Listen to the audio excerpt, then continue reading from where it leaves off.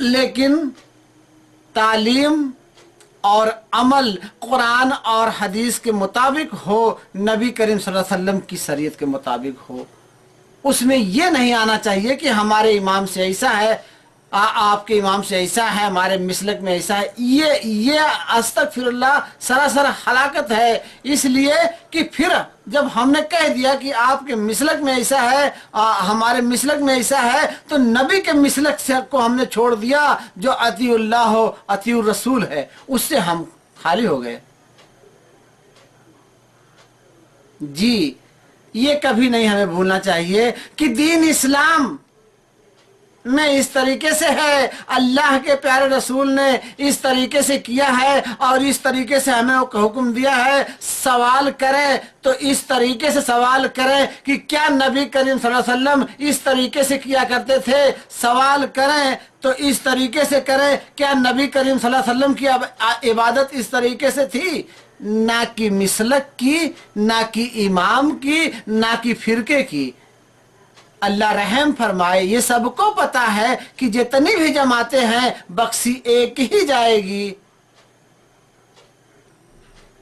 लेकिन शायद ये नहीं पता है कि उनका तरीका क्या होगा, वो किस तरीके पर होंगे, अपने इमामों पर होंगे या अपने फिरकों पर होंगे या अपनी किताबों पर होंगे या जो नारेबाजी झूठी लग रही है उन पर होंगे। ये नहीं पता है।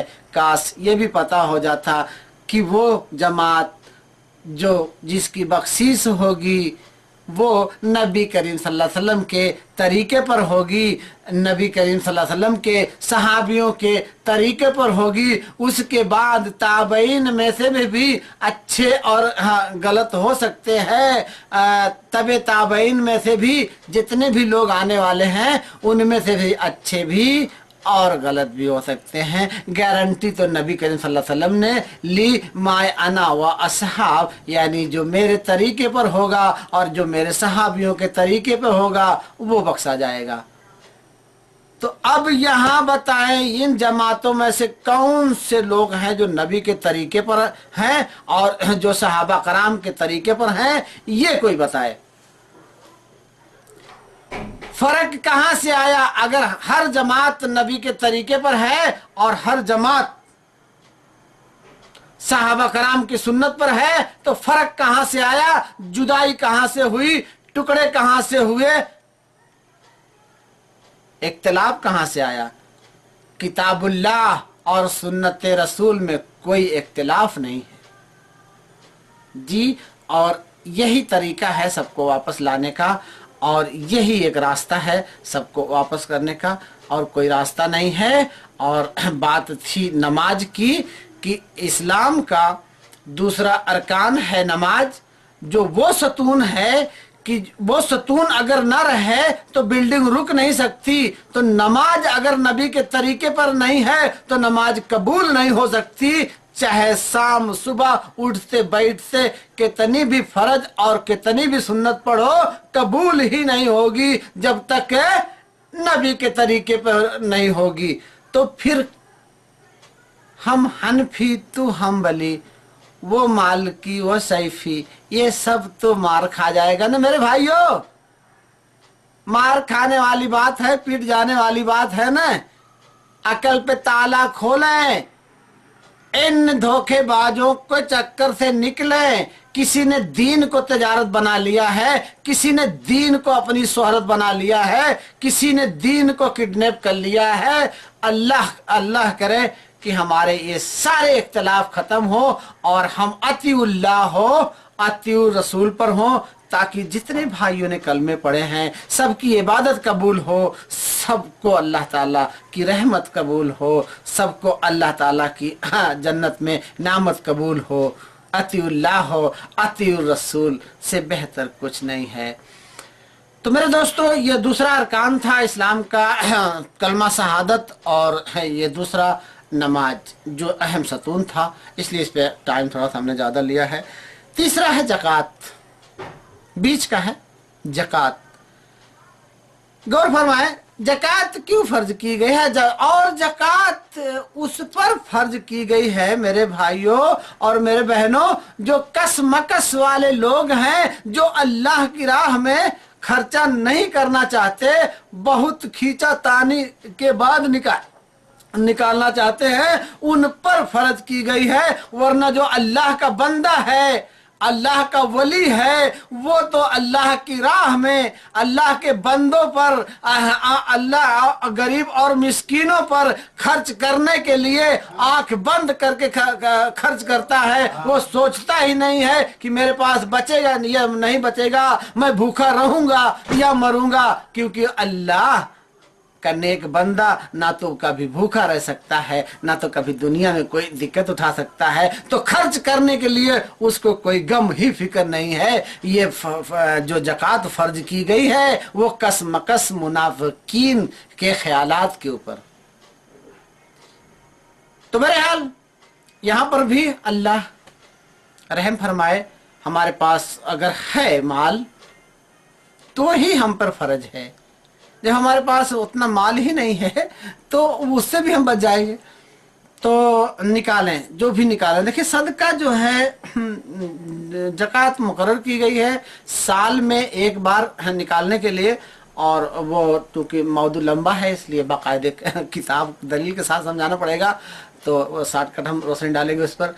तो उसके अलावा सदकात निकाल लेते रहें, जो भी निकाल सके, थोड़ा निकालें, ज़्यादा निकालें, इसलिए सदका गुनाहों को मिटाता है और अल्लाह के गुस्सा को ठंडा करता है। सुबहान अल्लाह, इतनी मुफीद चीज मेरे दोस्तों, मेरे भाइयों, जो चीज अल्लाह के गुस्सा को ठंडा करे उसको हम खर्च करने में, उसको अदा करने में हम कंजूसी करें। दरअसल हमने देखा ही नहीं, हमने सुना भी नहीं ढंग से कि अल्लाह का गुस्सा क्या है। अल्लाह का गुस्सा उसी दिन देखने में आएगा जिस दिन कयामत होगी, उस दिन अल्लाह ताला का गुस्सा। एक हाथ में जमीन होगा, दूसरे हाथ में आसमान होगा, और अल्लाह कहेगा मैं हूं वो शहंशाह, मैं हूं इस कायनात का बादशाह। कहां गए तुम्हारे वो सारे लोग जिन्हें तुम पुकारा करते थे? कहां गए वो तुम्हारे लोग जिन्हें तुम इला बना के रखे थे? किसी से आवाज नहीं निकलेगी और वो गुस्सा ठंडा कैसे होगा?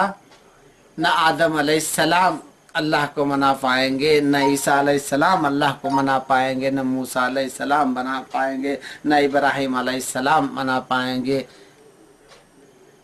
आखिर में जब मोहम्मद रसूलुल्लाह सल्लल्लाहु अलैहि वसल्लम सजदे में जाएंगे और बड़ी टाइम तक अल्लाह से दुआएं करते रहेंगे, फिर अल्लाह का गुस्सा ठंडा होगा और कहेंगे ऐ मोहम्मद उठो, अपनी कौम को लेकर जन्नत में जाओ।